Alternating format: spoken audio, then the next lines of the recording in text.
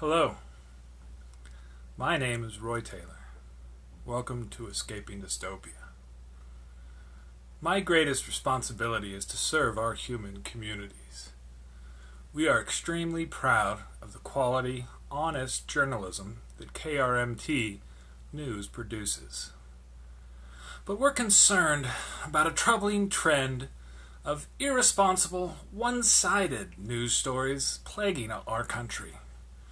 The sharing of biased and false news has become all too common on social media, particularly tweets by our lying president, often based on completely false information. More alarming, some media outlets publish these same fake stories that just aren't true, without checking facts first. Usually Fox News is one of them. They did that Pizzagate thing for over a week, never really apologized. Unfortunately, some members of the media use their platforms to push their own personal bias and agenda to control exactly what people think. This is extremely dangerous to a democracy.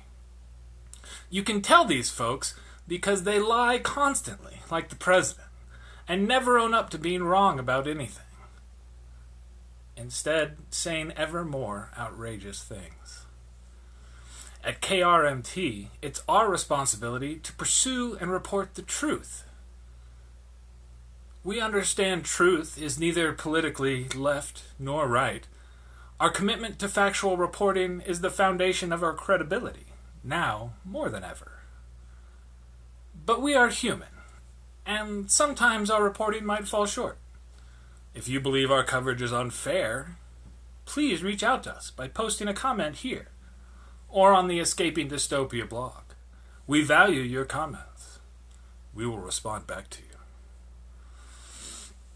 We work very hard to seek the truth and strive to be fair, honest, and factual. We consider our honor, our privilege, to responsibly deliver the news every month or so. Thank you for watching, and we appreciate your feedback.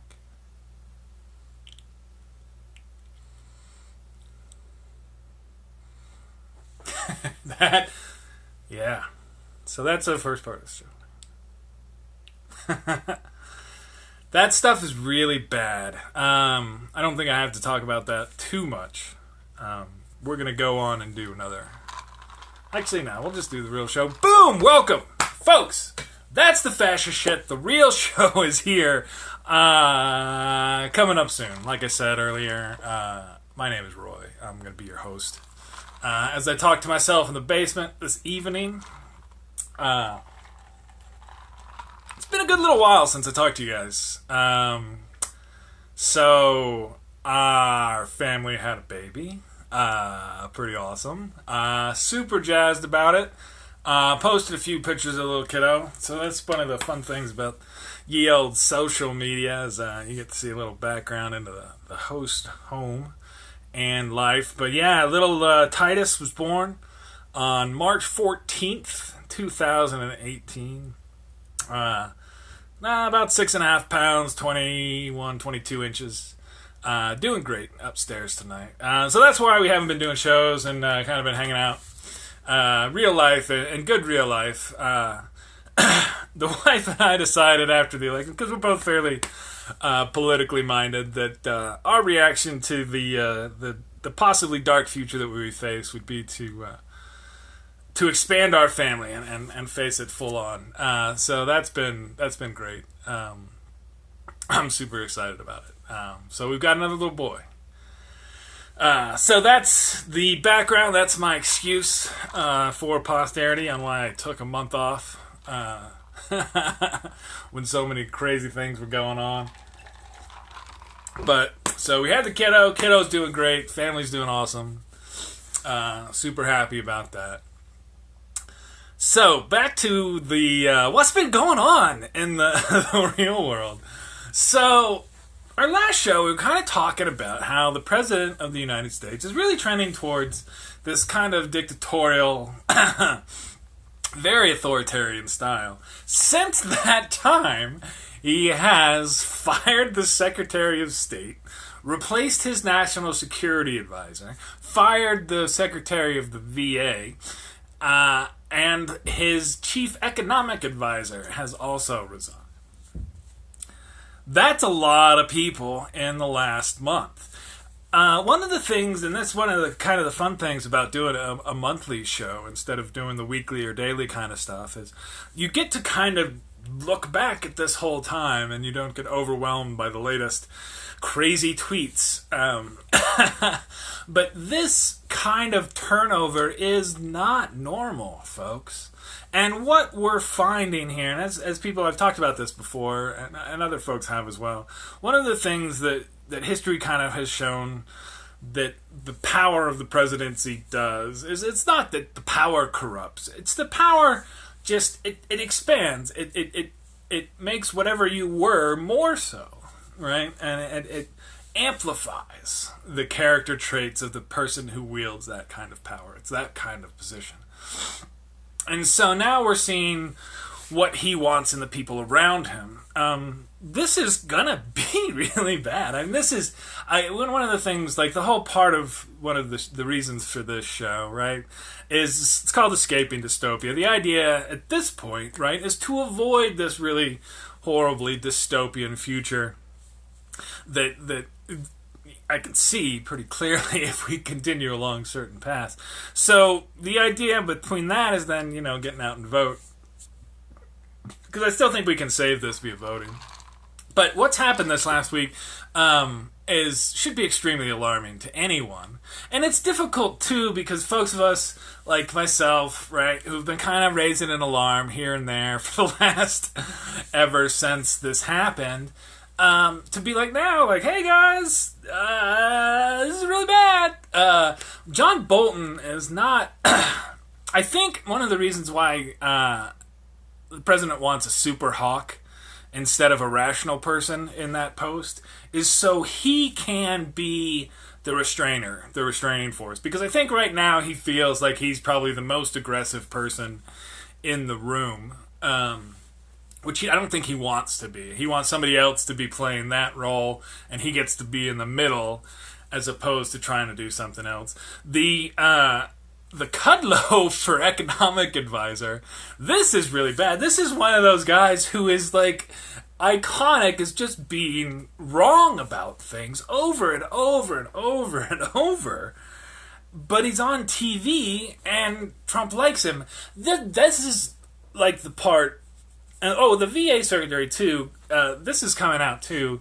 It turns out that if Trump fired the VA secretary, his actual second in command takes over instead of the new appointment. This is similar to what happened at the CFPB when they didn't like how that agency was functioning. And of course, with the VA, it's that they want to push for privatization. This is according to the guy that got fired.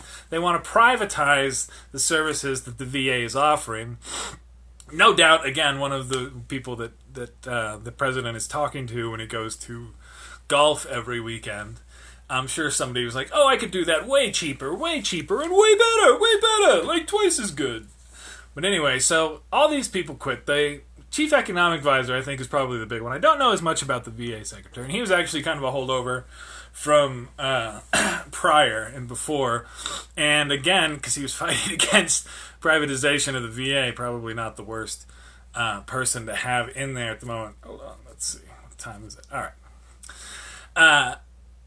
But the economic advisor, this going to Kudlow, this is just getting like shitty cable news is now running our country in a number of ways. There's also his lawyer quit. One of his main lawyers working on the Russia investigation.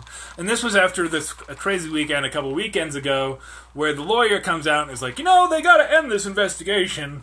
And then later he's like, wait, that was what I personally think, because obviously that's not what my client thinks, because that would be just so obviously obstruction of justice that I can't even. So it was noted, and we'll get to this a little bit later when we talk directly about the Russia investigation, but the Trump's lawyer quit as part of this other chaos thing. One of the things that it noted in one of the footnotes of one of the sentences, which we'll talk about a little bit later, was that he's definitely still under investigation for obstruction of justice, because they actually mentioned the statute in one of the footnotes as what would be a hint to his lawyers if he still had one. He's officially got 2 now, I think. And a lot of them are sucked up as far as for the president side. On the personal side, right? Who knows? So that's the chaos that's been going on. And then, of course, all of these things kind of came out a little bit before, right? And then they would completely deny them and then do them anyway. So this is why just the dishonesty. There's actually from the AP, one of the AP reporters literally asked a question, this was a couple weeks ago, of the press secretary, given how much false and bad information that you guys have been giving us, is there any reason why the American people or we as the press should trust anything that you guys are telling us? And now understand, these are professional people doing this. This isn't, some troll, just trying to get a rise out of somebody. This is, you can only ask that when you have 5, 6, 7 recent examples of that kind of horrible thing going on, and they did, and asked that. So anyways, lawyer quit too. And now we have a couple Uber hawks in the White House filtering information that comes to the president. And now, again, this is the kind of guy who has, and I actually wasn't going to talk about this, but he's apparently ordered the National Guard to head down to our southern border based on reports from Fox News, particularly Tammy, that there's a big caravan of Hondurans walking through Mexico. Apparently they started doing this on Easter as part of a religious Christian ritual, and just decided to keep walking and hope for asylum in a Christian nation. Asylum being the notion of these are refugees hoping to find a place in the night, like, say, Joseph and or Mary back in the day. Our president has ordered the national, the Homeland Security Advisor to activate the National Guard. So I believe actually this evening there are National Guard heading down to the southern border to meet the caravans. While that is going on, as we move on to the next subject, we have started a trade dispute. I'm not sure how many billions of dollars it needs to get to before it's a trade war, but since we have surpassed $100 billion on both sides, and that's larger than many economies in this world, I don't know. Maybe when it gets to $1 trillion, we'll call it a trade war. So a little bit on this, I saw the actual economic advisor, the Pete Navarro guy, I'm a moron, on PBS this evening, giving the justification for this. Basically claiming that China's just cheating, man, and they're liars, so we can do this. So the problem with this is there are ways to subtly try and resolve these kind of things, because doing it this way invites obvious retaliation. And everything that we've done so far as doing the tariffs to China, they've responded as a mirror. And it's actually very interesting how well prepared they are for this, because each time they've immediately responded. And immediately responded with tit for tat, and tit for tat where we tat them and they twist the tit, right? They know what they're doing with these tariffs, and they are going after political support for the president. It's going to be interesting how they will try and spin that if it starts to happen, because they're going to have to call all the news editorials that tie job losses to the trade war fake news. Right? Anything that's negative about what they've done, they're going to have to try and just dismiss. And when that starts to happen, if we start to see a tick up in unemployment, and this is a tick up because we're nearly at full employment. That's a really important point to talk about in a second. If we really start to lose a lot of jobs and we really see the unemployment rate go up, and it can be tied to the trade war dispute, that's going to be really problematic this summer for the president and Republicans. It's already, Chuck Grassley's already starting to feel this from his constituents. So this is one of those things where he might have really bitten off way more than he can chew. He's already tweeted, and this is one of the things that's odd about it. He tweeted earlier, of course, that whole trade wars are easy to win, which is false. They are not easy to win. There's generally the academic consensus, shall we say, tends to be that trade wars are not winnable. It's just you lose maybe less than the other, because that's the whole idea, is you had a beneficial trade relationship going on that you've decided to end. So you're just slowing down economic activity. There's not really a way to win that per se, unless there are particular concessions, but a lot of these times that doesn't come out directly. And the kind of concessions that he's looking for here, which is they're lying and cheating, that's not something that you're ever going to fully take out, because we do a lot of the similar things to different degrees in different relationships. That's the whole idea of having international relationships, international treaties, and international organizations like the IMF, where you have rules that everyone's agreed to, right? And then you can have those to moderate disputes. And this is not something that the president doesn't know and doesn't have anybody telling him. This is something that he's trying to do. So one of the huge misconceptions, and I wish somebody could ask the guy about this, like what he thinks, so the argument here is that our trade deficit with China is so large that it's doing something. The problem here is that this idea of a trade deficit doesn't seem to be, I should say, well understood. A budget deficit, right, that's pretty straightforward. You have this much money coming in, you're spending this much, this is your budget deficit. A trade deficit is a little bit different, because think of it more sideways, right? Like you're sending this much money over here, they're sending this much goods there, right? And then they're sending this much goods here, and you're sending that much money there, and then it's like that kind of thing, right? But the thing about it is, it's just that. It's goods for money. So in fact, the idea that it's a trade deficit just means that it's actually a money surplus on their side, right? They've taken all that money for that trade. And so it's market exchange. We're buying their stuff more than they're buying our stuff.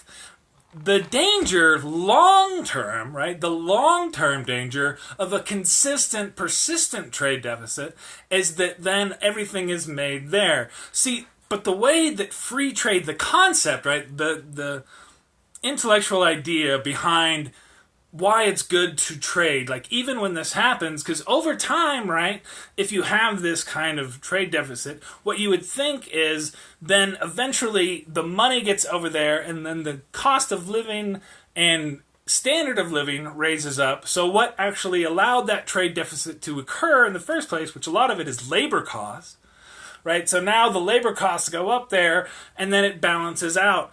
In that kind of way, naturally, what do you say, from free trade, right? From not having these fake tariffs and false impetus, or what are they, impediments in the market, right? That's what tariffs and things like that become. They're just artificial things to slow down these trade that two people have agreed to do. Notice there's not really like the accounting here. It's not like where you're running a deficit, right? And you still owe that money. These are trades, right? It's over. It's done. They're at the end, right? I sent a Chinese company $100 and they sent me, a quadcopter, right? And that's happening. We're buying more of their stuff, sending them our money, than they are buying quadcopters from U.S. companies, because we're not selling that many to Chinese consumers. But then as they have more of the money, then they can buy more stuff. And that's the idea that this is why trade deficits aren't necessarily that bad. What they represent is differences in the strengths of economies and what they have more of. If somebody else has more labor and goods and we have more money that they want and value more than their goods, then we trade it. And that's it. The danger long term is that we don't have enough demand for the other things that we make, both internally and externally, and we don't have enough jobs here. That's not the problem we face right now. We're at nearly full employment, right? So to claim that somehow they're screwing us over and taking all our jobs when we've all got jobs, it doesn't make sense, right? So that's what's happening with this trade war. It's not going to be winnable, and it's stupid. So we'll start reporting on it because these things are slow and they grow out a little bit. They kind of backed into it with the steel tariffs because remember originally he said, oh, steel tariffs on everyone and aluminum. And then he's like, steel tariffs on everyone except for China, or except for, Canada and Mexico and the EU and all our other traders. Oh, China, no, you get them. But I was like, oh, those were tariffs on China. Okay, got it. So that's going on. We got the trade dispute happening. Now, our economic cycle is now changing. We've been through an expansion for a long time. It was a long, steady thing. After the economic crash, right, 2007, 2008, we had our stimulus, and then we've had steady growth for a while. And consistent steady growth, because that's what we had was consistent steady leadership and consistent steady ideas and implemented, at least for the most part. So now you're seeing the cycle change. There's a lot of, you've been noticing probably a lot of the retail big companies going out of business, bankruptcy. The biggest and most iconic probably being Toys R Us, where a kid can be a kid. Not anymore. So this has been brewing for a long time. There's way too much retail space in the U.S., way too many stores. Thought that the size of our economy now would be the size it would, but people wouldn't be buying things online from Amazon. They'd be going to the stores themselves and buying them, and they are not. So they're all shifting to trying to do that. Walmart is probably the biggest one trying to catch up to Amazon. But that kind of changing land space, how people order and buy things. Way more people are way more comfortable ordering things online. And that has changed, how retail space works. And people were anticipating, again, the size of the economy we have, but not necessarily everybody buying stuff online. So there's way more stores and retail space than are really supported. And the people who have set those up in bad deals and can't get out of them are going to be the ones that are hurt the worst. That's where people like Toys R Us and some of the other ones that got big, huge money, debt finance deals to expand rapidly to try and be there and take advantage of what we were going to see and made a bad bet, and eventually the debt catches up with them. And that's actually what killed Toys R Us, was their debt deals that they'd used to try and compete, but they went about it the wrong way and they lost. And so we're going to see that in this economic cycle, and that's going to turn down, and retail is going to go away for a while. So we might see a recession on that. And we might see that come with the trade war. And having one of these is kind of a natural for human society kind of thing, the business cycles. The other, the trade war, is completely self-induced by just ignorant leadership. Moving on, because that's some of the bad stuff. Let's talk a little bit about some of the good that comes out of bad things. These teenagers from down in Florida, since we did our show, they've had their big march, and we've moved on to kind of that next thing. The staying power that we've seen from these has been impressive, that they've been able to continue to push for this. One of the things that I think that has been quickly illustrated and will be quite apparent and not questioned much going forward is that these younger kids, again, are way better at this social media stuff than old farts. I mean, I'm on freaking Facebook, man. It's so ridiculously not hip. I'm a freaking 40-year-old dad. I've got 3 kids, man. That's how cool Facebook is, guys. 40-year-old with 3 kids. That's how cool Facebook is. So there's still plenty of other stuff out there that people and kids are using, and with those kids today, it's not like they're not using these super smart phones that they've known about since they were 3 and 5. They know this shit way better than everybody else does. and you're going to try and fight with them in their place, on their stuff, as they're coming into their own, when they have the energy of teenagers? Laura, Billy, right-wing idiots, you guys are going to get your asses kicked. Which is fine with me. I'm all for that. This is what I've been hoping for a while would happen, that we'd have enough internet and these good conversations going that we could just destroy bad arguments. And hopefully that will happen with the gun right debate. So it's horrible to see the attacks coming on kids, but that's what people do. I had a guy the other day who's, I guess he's a pastor, and he tried to use my kids to attack me in an online debate. That's what people do when they're around, and that's what they see, so they're going to do it. But it's great to see that, and that's one of the things that the kids are all right moment. So at least those kids are. They've got their heads on straight and appear to be woken up. Something about getting shot at seems to do that. There's videos of it. I mean, again, and these were shared to all of them within a couple days, so it's not like these are the only kids who have seen what this looks like, right? All around the country, kids saw what this looked like and saw what it felt like and continue to connect with this. This is a movement, another one, and it's not based on bullshit. So, we'll see how long it's going to go, but they're getting attacked now. That's what the next phase comes in, right? You build, you start, and set up, and then they come after you. Moving on for one more topic. We're getting there. Long show already. This has been, like I said, it's been a while. The EPA, the Environmental Protection Agency, is run by a guy who went to a special conference in Morocco to sell liquefied natural gas technology from the U.S. to somebody else. What that has to do with protecting the environment here in the U.S., I'm not really quite sure. Because this is the same guy who denies that climate change is an actual thing and has scrubbed the EPA's website of any notion that humans are involved in climate change. He was a industry lawyer in Oklahoma, where they had earthquakes created by fracking. He's like, I don't know, earthquakes, man. Money. By the way, so he had this place where he's staying in D.C. that he was getting charged $50 a night, and he was only charged the nights that he stayed there. It's like 3 weeks from the Capitol. These are like, I don't know, $500, $800 a night area. $50 a night when he stays there. It turns out the theme face is owned by people who help fund his attorney general, was it, in Oklahoma? Sorry. Thing. So anyway, hopefully he'll get canned.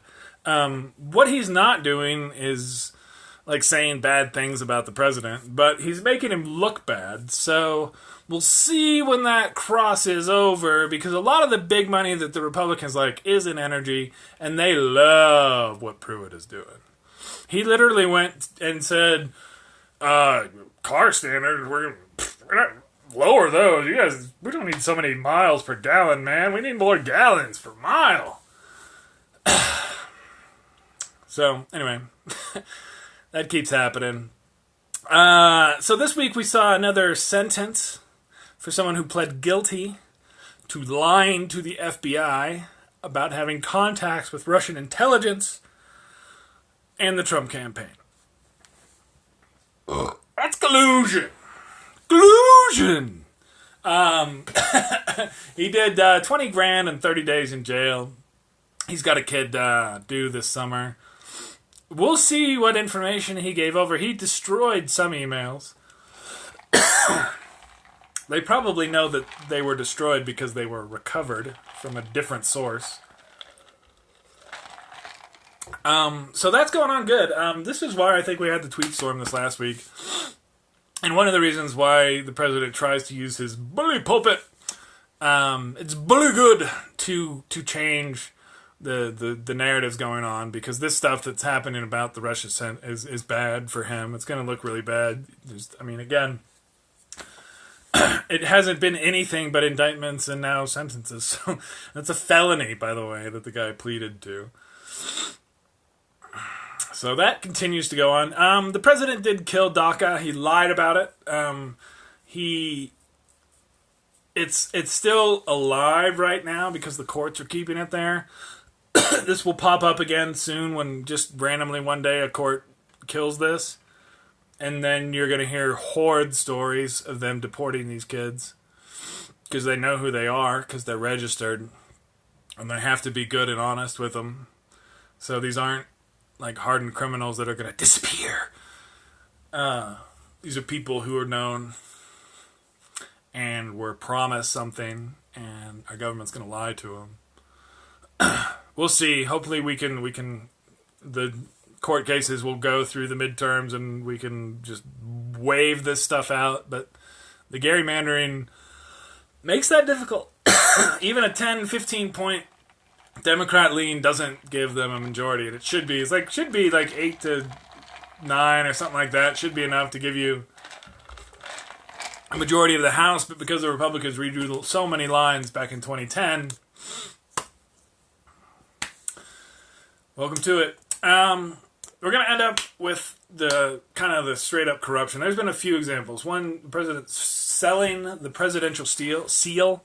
There's a law literally against that. They were doing that. He had them on his golf course. One of the Trump golf courses. Presidential seals by the holes. So you could tee off like you were the president. Selling that stuff.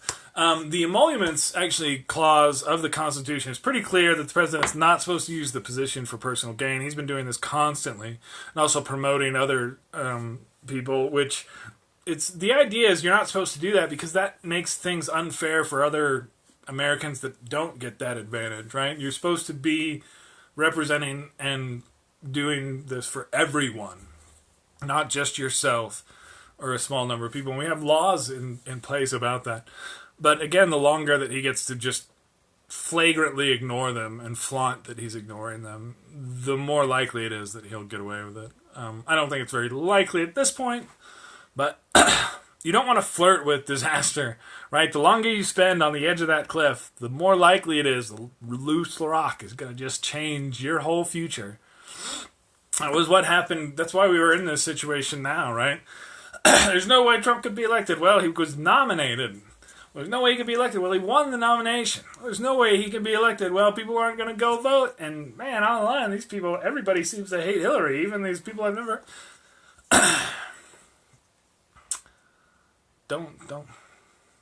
Don't discount what can happen.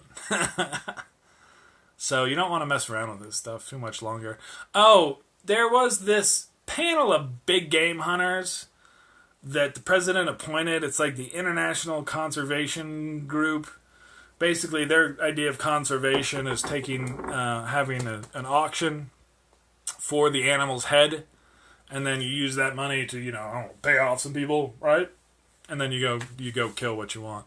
That's their idea of conservation. And those are the people who are actually in our government running things now. This is what happens when you elect assholes.